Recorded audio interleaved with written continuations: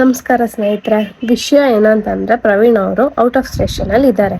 ಅವರು ನಾಳೆ ಬರೋದಿದೆ, ಆದ್ರೆ ನಾನು ಅವ್ರನ್ನ ತುಂಬಾ ಮಿಸ್ ಮಾಡ್ಕೊಂತಿದ್ದೇನೆ. ಇವಾಗ ಅವ್ರಿಗೆ ಕಾಲ್ ಮಾಡ್ಬಿಟ್ಟು ಬರ್ತೀರಾ ಇಲ್ವಾ ಅಂತ ಕೇಳೋಣ ಅಂತ ಅನ್ಕೊಂಡಿದ್ದೀನಿ. ಇವಾಗ ಕೇಳ್ತೀನಿ, ಕಾಲ್ ಮಾಡೋಣ ಅವರಿಗೆ. ಹಲೋ,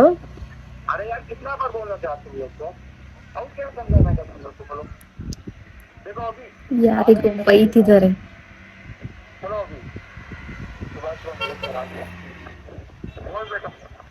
ಬಿಜಿನಾ ಬಿಜಿನಾ ಅದೇ ಇವತ್ ಮನೆಗ್ ಬರ್ತೀರೇನೋ ಅಂತ ಕಾಲ್ ಮಾಡಿದೆ. ಇವಾಗ ಬರ್ಬೇಕಂತ ಕಾಲ್ ಮಾಡಿದ್ದು. ಸುಮ್ನೆ ಮತ್ತೆ ನಾಳೆ ಹೋಗಿ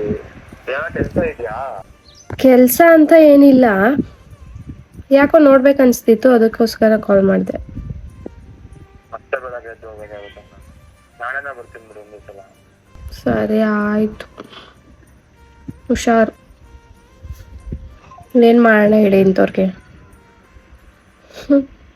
One eternity later.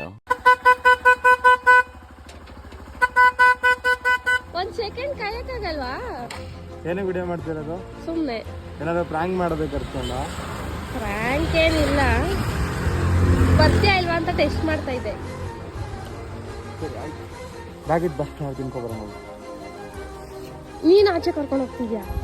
ಅರ್ದಿದ್ಯಲ್ಲ ಅಲ್ಲಿಂದ ಬಾ ಅಂತ, ಬಂದಿರೋದಕ್ಕಾದ್ರೂ ಬೇಕಲ್ಲ. Thank you so much.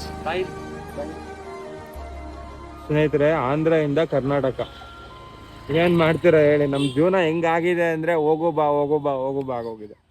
ಸರಿ, ಬರೋಂಗ್ ನೀನು ಸದ್ಯಕ್ಕೆ.